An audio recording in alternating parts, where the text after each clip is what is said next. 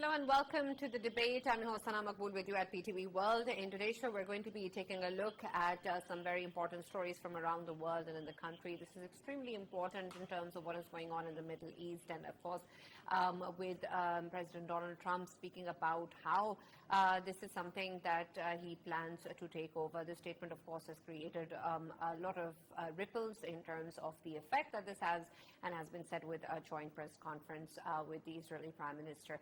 And so we're going to be taking a look at what that means, particularly for the people of Gaza, for Palestinians who have been suffering for decades, and also especially since the past year or so when the genocide began by Israel. And this is, of course, something that the entire international community has been cognizant of, however, has continued without any consequence. And while there has been a sort of ceasefire arrangement that still has to be completely in effect, there is, of course, a lot of concern with regards to such statements in terms of the resettlement of the people of Gaza and Palestinians, after which the plans of the U.S. to take over, quote-unquote, Gaza is something, of course, which is very, very concerning and has been responded with by a number of countries, including Saudi Arabia, in terms of its rejection and opposition and calling for a free Palestinian and independent state, without which there will be no normalization of ties with Israel. And this is, of course, something that we have seen being spoken about previously as well, while, of course, we've seen the UAE and Bahrain having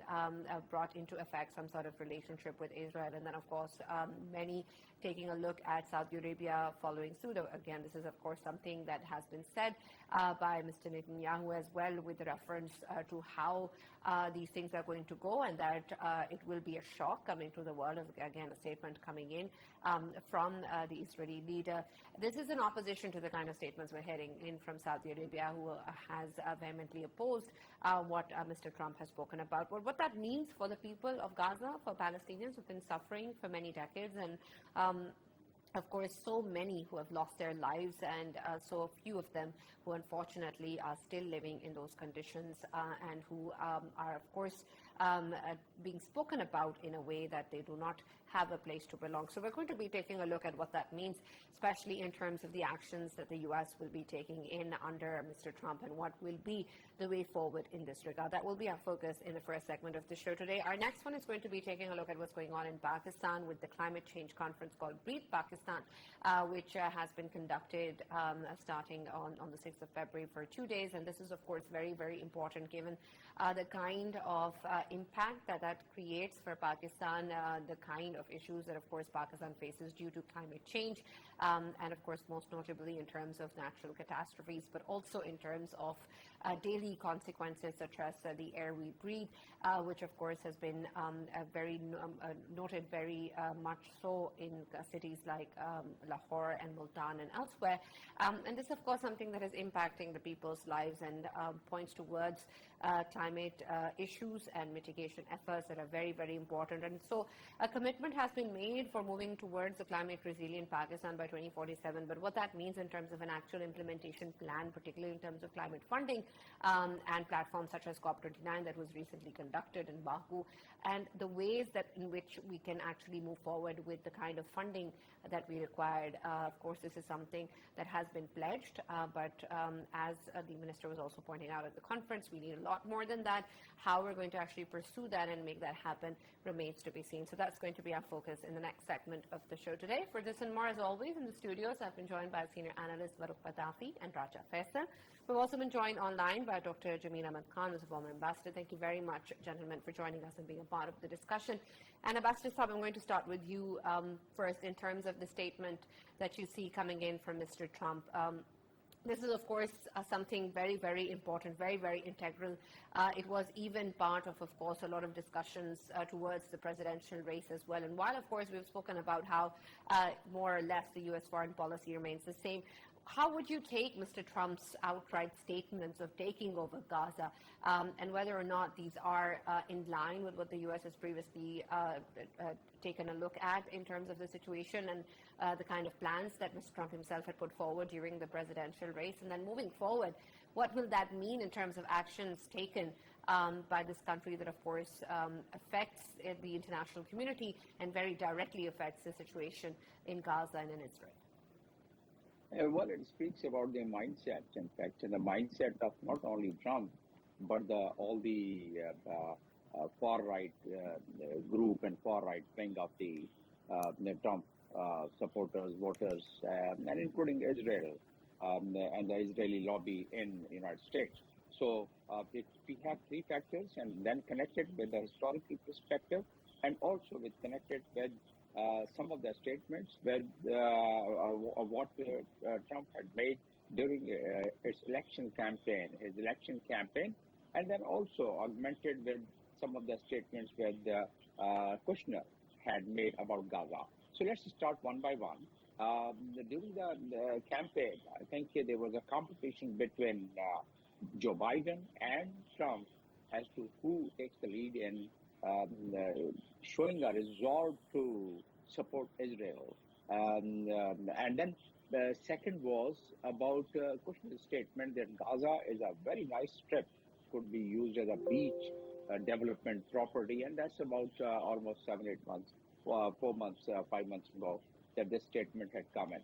And then also if we connect it further with the actions of Jerry Kushner and the approval of the president at that time, Donald Trump, about shifting of the capital from Tel Aviv to Jerusalem, and shifting of the embassy of the United States from Jerusalem to so all these things, if we have in our mind, then this statement seems to be a mindset, although it looks very whimsical, it looks very just out of the cuff, but it speaks about the mindset. Now, Gaza, we have seen all the condemnation, France, UK, and all the Gulf, most of the Gulf countries, including Pakistan, have condemned it. And any member of the United States would like to condemn it, affecting and impacting the sovereignty of a territory. That's totally against international law. But who respects international law? We're talking about Israel respecting international law. We're talking about US. Well, they are quite, spot free. They can do anything what they like. International law to them is just, a piece of paper. So, and that they have proved it. In fact, Netanyahu, there are about 60 United Nations Security Council resolutions, and hardly any one of them has been implemented so far. So that's where we stand so far as international law is concerned. Now, once we have these factors in our mind, Trump saying that, and then, of course, the clarification coming in from Michael Rubio, that, the actual meaning was that they want to develop it, and it's a temporary displacement, not the permanent displacement. Yes, we have seen that temporary displacement in 1948, once 554 villages and towns were just razed to the ground, and all these people were pushed out of those their native places. And then we also saw it, the Security Council Resolution 242, which was passed unanimously in 1967, where it was reiterated by the entire Security Council, endorsed by the General Assembly, that Israel has to leave the occupied areas and has to return it to the Palestinian. And again, Saudi Arabia, once they objected to this statement, they referred back that 1967 borders and boundaries have to be respected in two-state theory.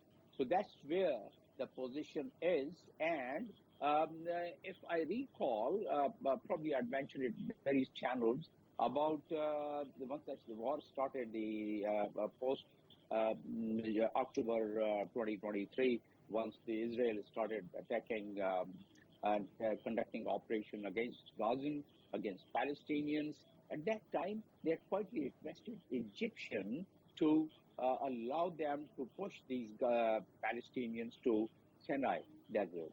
So at that time it was very quiet kind of a move, but this time it was absolutely open move, and officially Jordan and Egypt were requested to accept those about 2 million Palestinians, 2.3, but 2 million Palestinians they wanted that if they could be accepted there.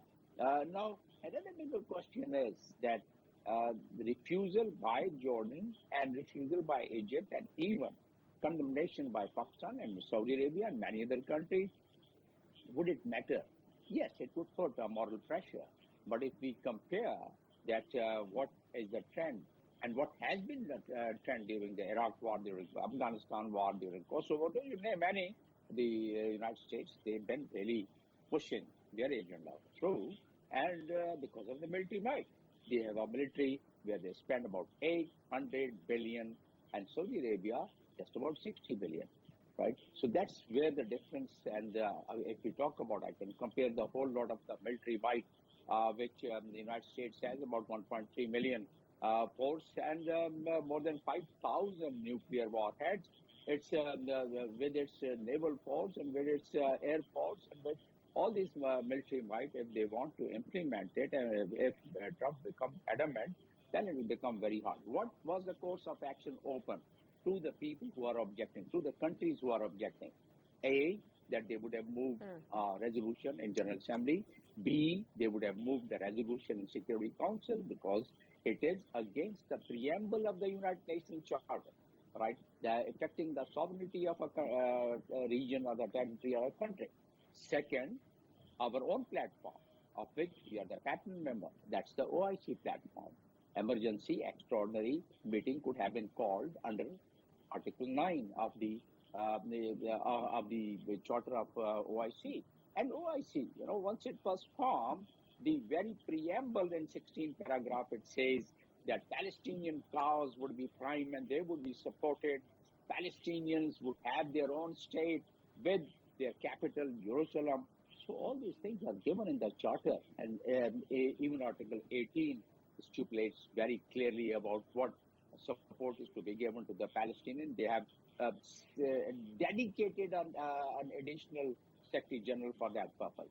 So with all these documents, with all the law which I have just presented to you for your viewer, I think if we have that in our mind, we could have invoked it. Yes, we've been condemning about Kashmir, we've been condemning about Gaza, we've been having one extraordinary session in 2023 about the ceasefire, then another Security Council resolution, then this OIC, another extraordinary session, only to condemn it. Only to condemn it, no sanction by OIC, for at least of those 57 countries, no sanction on the use of the airspace 187, 185 tons of bombs and explosives was being transported from the airspace of these countries who are the member of the OIC, except for once they had the detour of the flight from the European countries. So it's all in front of us. I would not really pin my hopes as much on these statements, but yes, if the OIC become serious, they can always align with so many other countries like France have really spelled out its policy, the UK has spelled out its policy. They can align themselves and they can move a resolution so that there is a pressure on Israeli lobby and there is a pressure on Trump to deter, to not to really think about expelling Palestinians. Palestinians have already suffered, and Palestinians have lost their hope so far as the international law is concerned. At the moment, they have been allowed temporarily. I'm just only hoping that this ceasefire holds after the release of the hostages. The second, the next release is this Saturday. And I don't see the sentiments in Israel right wing that they want to sustain this peace after the release of these hostages. I think one could analyze that. There's so many analysts, they are quite skeptical. Even Trump himself says that maybe it doesn't, it's not, it would not be held. The ceasefire may not be held. So even Trump himself is saying that. So they are on the rebels. See the tents which they have. The Israel, although there's a ceasefire, but still they are controlling the convoys which are bringing the tents. And so far as the devastation is concerned, Sana, we have discussed it several times on your shows, and we know how many figures, how many mosques, how many hospitals, and how many people have lost their life in Gaza. This is one of the, and then what else? What other proof can the world get? The ICC has a full proof. The Prosecutor General of ICC has presented all the proof what has been going on in Gaza and what Israel has been doing it in Gaza under the shadows of those warships around Mediterranean Sea. Both those warships in the Red Sea, those warships around Gaza, this 554, about 500 square miles of area, this tiny little area, they have really surrounded it.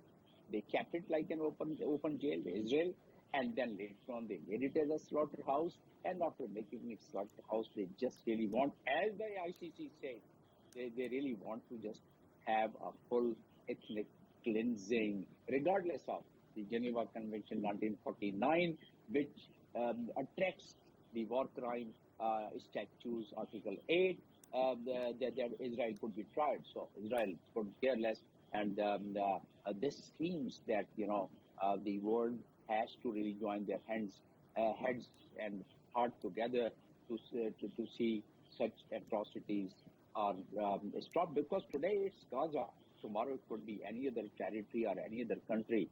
So one should not really feel relaxed, and one should not feel that those areas, those territories, or those countries could remain safe if the world order is changed. If no one speaks out about such blatant violation of the law of international system. So in that case, I think Trump, whatever he has said, I would not take it as delusion.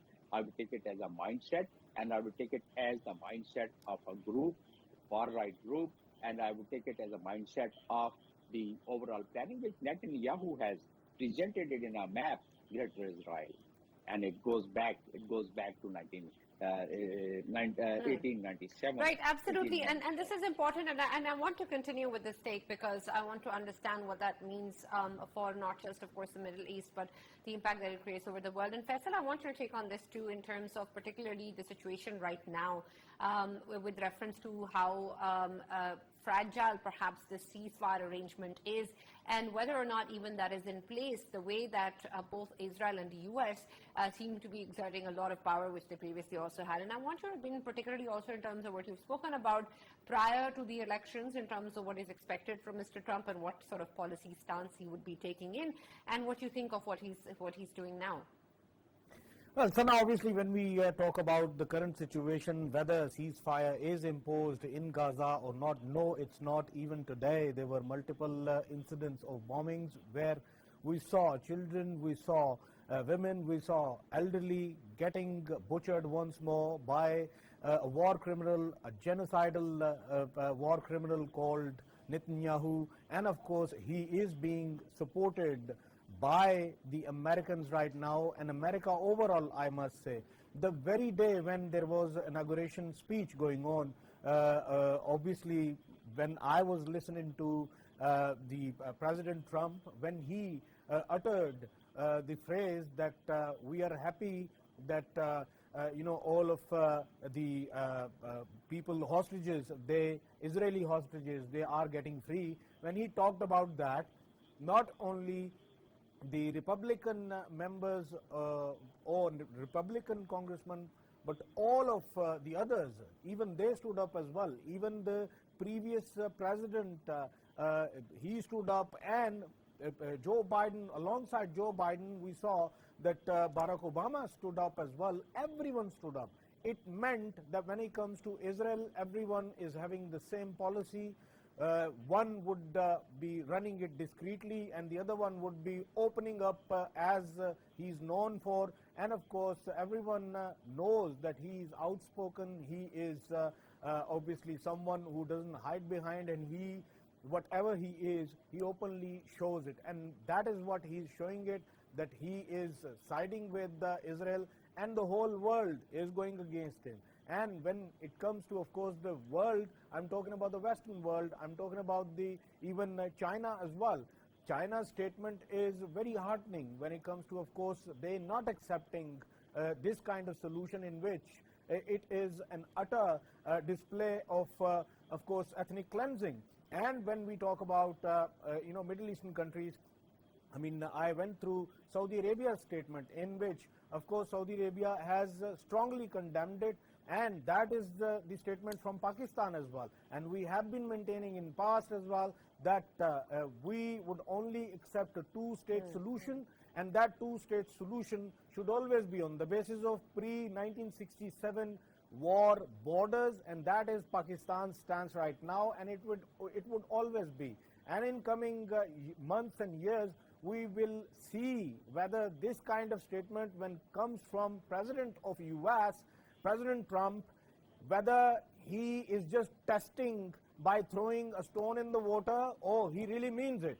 If he really means it, then what does he want to do? Whether he wants to push all of the people out of Gaza and never bring them back and give the whole land to Israel, or he's thinking about rebuilding it and bringing them back, which to me the second option seems as if it is not the case, because he might be able to, of course, rebuild in 4 years, but whoever comes next to Donald Trump, he will be having his own goals. He will be having his own agenda to, of course, score in there. When we talk about whatever has happened in there, there is no reason that this should be accepted. To me, it feels as if we are living in a world where anything wrong is being justified with these kind of statements which we have just seen from President of US. It feels as if it's a new normal to call a crime justification, and it feels as if in the new world which we are living in, anything which is wrong can be considered Faisal, as right. I would argue, is that really a new normal? Because we have seen that happen in the past as well. Yeah, it seems as if it is becoming a new normal. As long as it is with Israel, it is being considered so. But when it comes to, of course, any other direction, if we talk about, Ukraine war, if we talk about what is the stance of course, China on its neighbors, or one China policy, all of these countries, when they do something, of course, it's a double standard which is being applied on them. But when it comes to Israel is being considered as someone who is chosen one, and it can claim the 3,000 years ago, whatever the land they're claiming that as if this land actually belonged to them 3,000 years ago. What about those Gazans who are still living there, who are still being forced to get out of there? I remember when this menace started back in 2023, October, I remember I was part of one of the debates that was taking place in one of the Indian channels. And in that Indian channel, one of the participants, he was sitting from Tel Aviv with a British accent, and he was obviously telling everyone that, of course, we need to force Gazans, we need to tell all of the Gazans that they need to be going elsewhere, and the best place to go for them is Sinai Peninsula. And we need to talk to Egypt that they need to inhabit them, and of course this land should be free, and this was their ultimate goal. And now when we are seeing the Trump claiming these kind of statements, of course it is a justification that since the day one, this satanic design they had in their pockets, now they are implementing in Gaza, and that is going to create hell lot of havoc once more in the Middle Eastern crisis.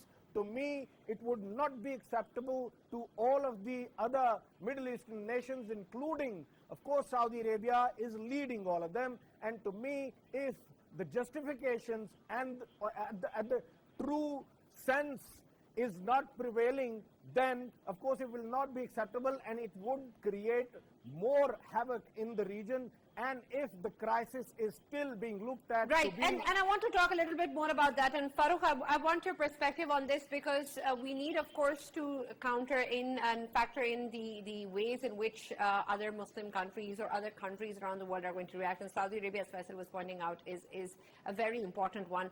And I want your take on the kind of statements that we've seen coming in from Netanyahu and then coming in from the Saudi side.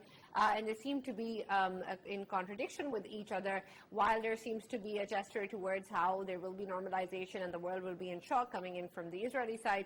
Saudi Arabia has, of course, blatantly rejected and opposed Mr. Trump's statement. And I want your take on whether or not the possibility of any normalization with Israel exists. We've seen that happen with other countries, including, of course, the UAE and Bahrain, and it seemed previously ago with such statements coming in from Israel as well that it might be an option for Saudi Arabia. But is that the case? Is that ever possible, given the current state of affairs and given that there is a very obvious statement coming in from the Saudi side saying that the independent Palestinian state is a definite prerequisite before any such thing happens? Right, Sana, thank you very much. First of all, thank you for the question, and I just wanted to say a few things before I progress to whatever you were asking. Number one, I understand the reaction, although I hold no brief for Arab countries, so I won't be able to tell you how they should react or what exactly they are going to do. But I can understand their reaction. For life of me, I cannot understand what is Israel celebrating in all this, because the proposal as it has come is essentially that the U.S. actually takes the land for itself, and Israel, being the American, proxy in the region, now is going to contend with the real America, or this is a proposal. Why would they actually be celebrating that? Because that is going to totally make them irrelevant. Now, to my dear friend Faisal here, I have for him, I have some coffee. I hope he smells some and wakes up. Because before the election, the U.S. election, he was continuously shouting at me that once Donald Trump comes to power, he is going to actually find a just solution for the Palestinians, right? So that seems to be happening, right?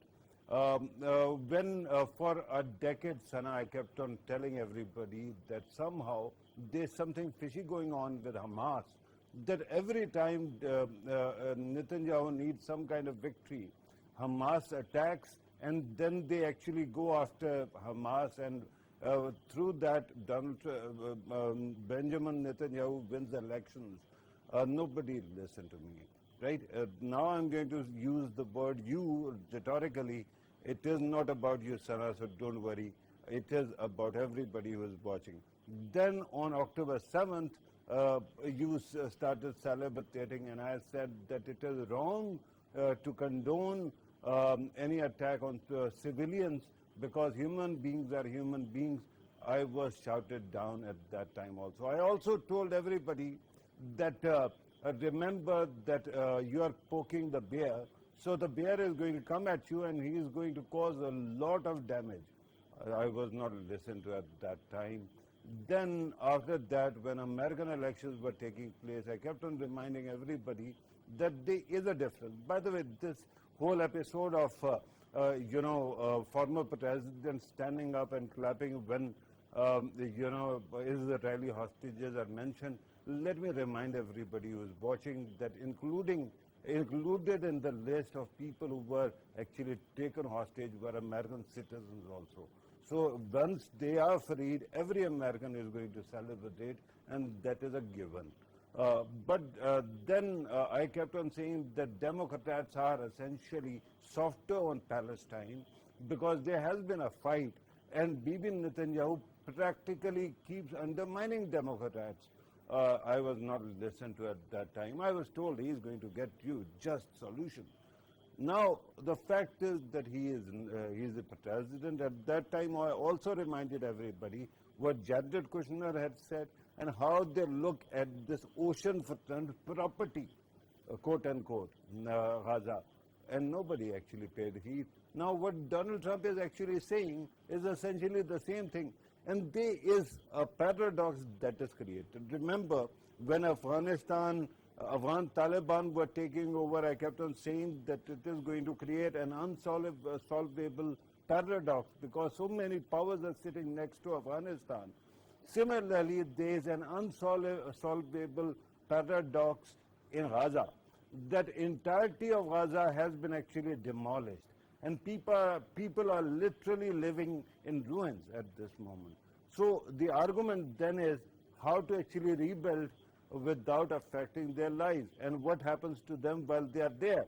So the argument can be made that they might be asked to actually shift elsewhere, right? But to be honest, when you look at this argument, people don't even know what exactly to do with the argument and how to counter it. There are three counter arguments. One is legal, At this moment when Elon Musk is going after everything, including maybe tomorrow, day after tomorrow, IMF also, we don't know what happens to UN because UN's headquarters is in the US, right, in New York. So we don't know what exactly happens there. So at that time, if you think the legal argument holds any weight, it is wrong. The second one is security argument, that if US goes and occupies that area, there might be some kind of reaction. So again, that is something which can be countered by saying that the US will handle it better than Israel. But there is another argument, and nobody is paying heed to that. The argument is, who is going to actually pay for all the monies for resettlement of 2 million people? I was cooking with ChatGPT today, and I asked to come up with a number regarding resettlement of so many people elsewhere. And I was given a number between 400 billion to 1 trillion. So who's going to foot that bill? And this is only for resettling the people somewhere else. And then you reconstruct the entirety of Gaza into this Riviera of, of Arab world. And at that time, the question then is, who is going to pay for that? And then the paradox, Sana, is if the US Army is there, then of course it is going to create its own dynamic. The other paradox that is possible is Arab world actually coughing up money and human resource and sending their army. Will Israel accept that? If Israel says we are going to do it, will the Arab world accept it? So at this moment, when the demolition has already taken place, there has to be a humane solution, but we are actually going after rhetoric rather than facing on the reality. So my humble submission, anybody who now actually wants to solicit my opinion, for two decades I've tried people to try to protect people from the consequences of their choices at the cost of my own well-being and my own wealth. So now you live with your consequences or choices and watch me grow wealthier, because I'm not going to offer any solutions.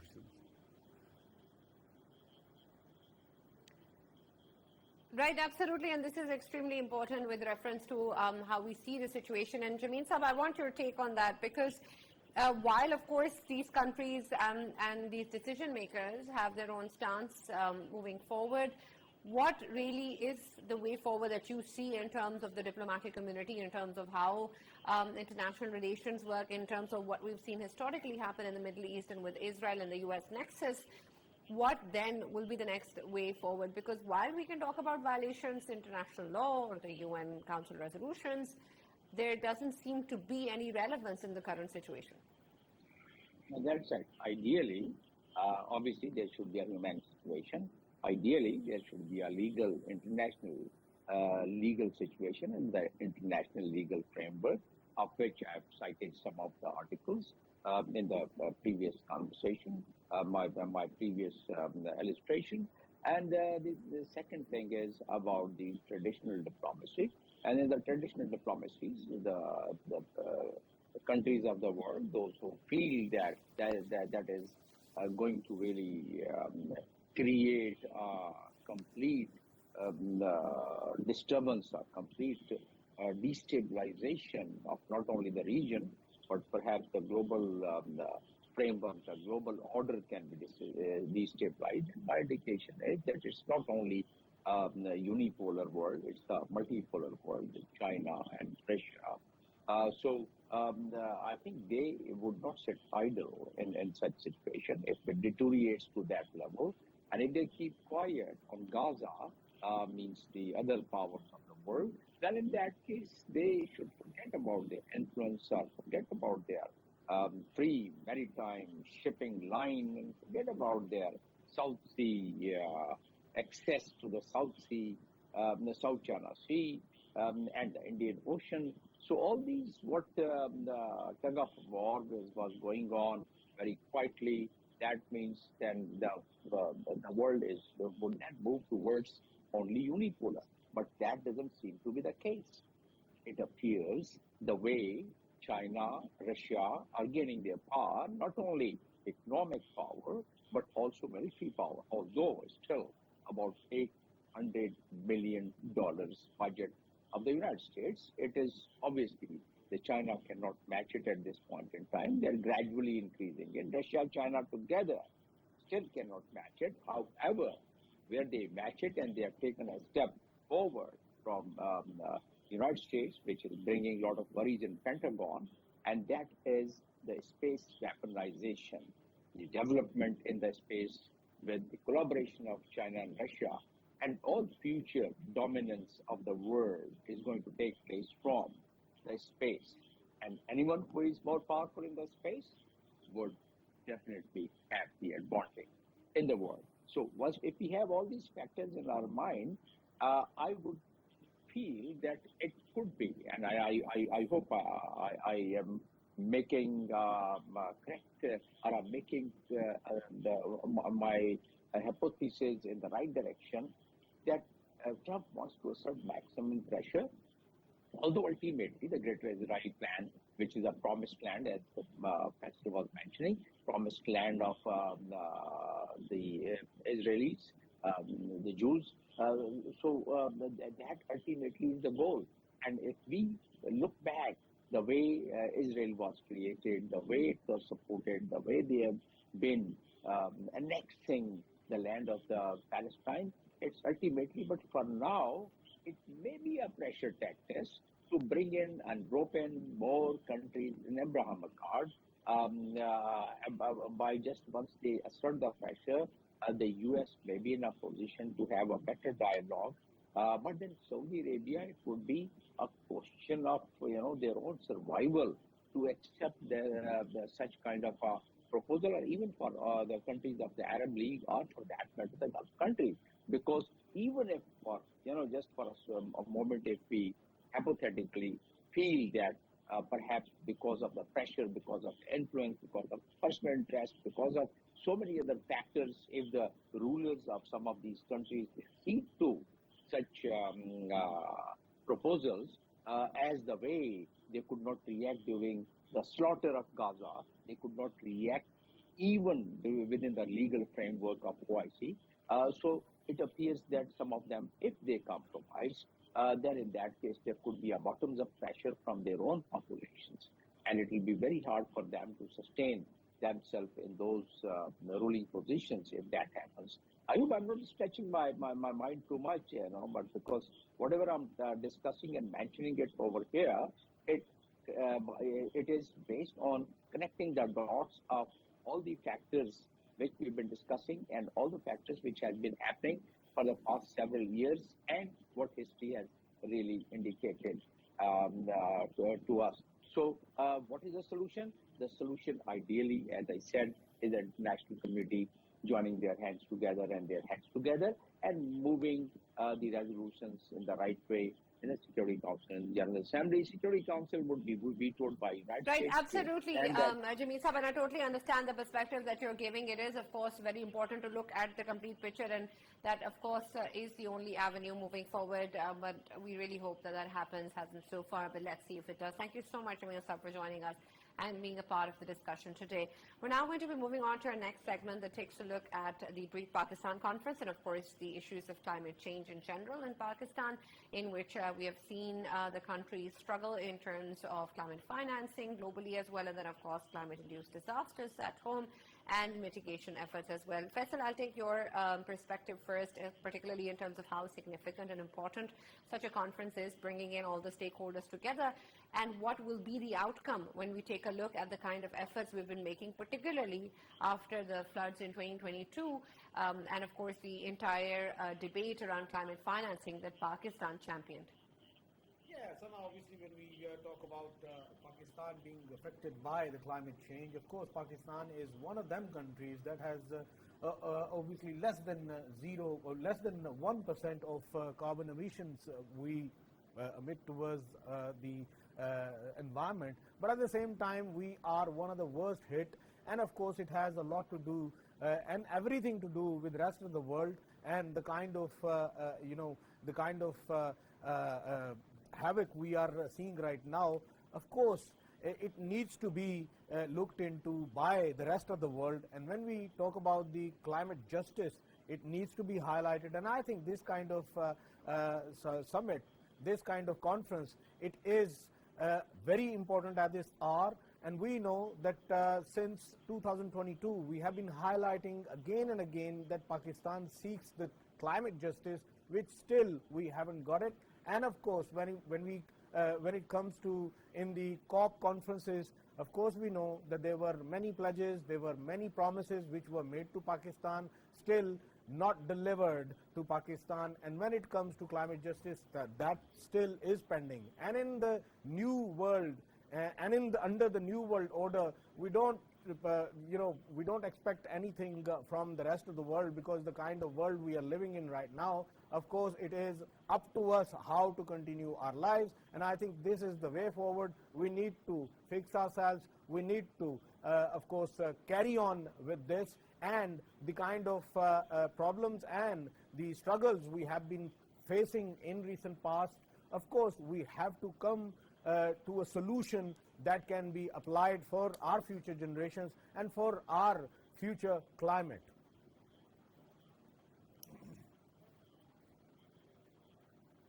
Right. And Farrukh, I want your perspective on this too, given, of course, the debate around climate financing that was begun, and the minister has also pointed out how that's very, very less compared to the amount of funding that is needed. But there's, of course, mitigation efforts that can be done at home that Pakistan has been engaged with, particularly when we talk about the topic of this conference is Breathe Pakistan. We've had quite a few issues around the kind of air quality now, and AQI is something that is a topic in discussion when we take a look at homes all over the country now. And that is unfortunate given how badly it impacts quality of life and, of course, the entire life cycle. So I want your perspective on whether or not there are innovative solutions or steps that can be taken at home while we talk about global financing requirements. But what can Pakistan particularly do immediately on its own to help such situations? Right, Sana, thank you very much again for the question. I think that first of all, one has to pay homage to the organizers of this event, especially because the name they chose actually holds very true right now. Breathe Pakistan. Of late, I am also encountering those moments when I realize that I'm holding my breath more often. And I think that the way the world is going, I think very soon we are going to have another event called Breathe the World, right? Because I think that everybody is so nervous what exactly is going on. Look, here's a fact. We know what happened 8 years ago when President Donald Trump actually came to power. At that time, he withdrew from Paris Climate Accord. Once again, he has actually signed an executive order to do just that, with one of the major engines of global climate change, or any kind of solution gone. What exactly do we expect from the monies from other countries, right? The fact is that right now the funding for anything that is going to be there is going to dry up. And given that President Trump is talking about his own country, his own people, and his own people have faith in him, so who am I to disagree with their choices, right? Given that, Pakistan has to actually look inside and find a way to create solutions wherever they are. Now, the biggest question is, why is it that we allowed 76 years to create so many climate problems for us, right? That means that we had resources, but we had so-called better priorities. So now, if we can actually reorganize our priorities and focus on, de-escalating with the neighbor, because, of course, glacial meltdown is happening because of the army is standing on both sides, and they're fighting on one of the glaciers. Similarly, when you talk about the country, a drainage issue can be solved if we are creative about it. Similarly, our channel system should also improve. So there are, and then who is stopping us from more plantation drives? So there are solutions. Perhaps for next 4 years, Sana, what we'll have to do is bide our time and actually look inward for solutions. What happens 4 years later, we don't know. But hopefully things will improve.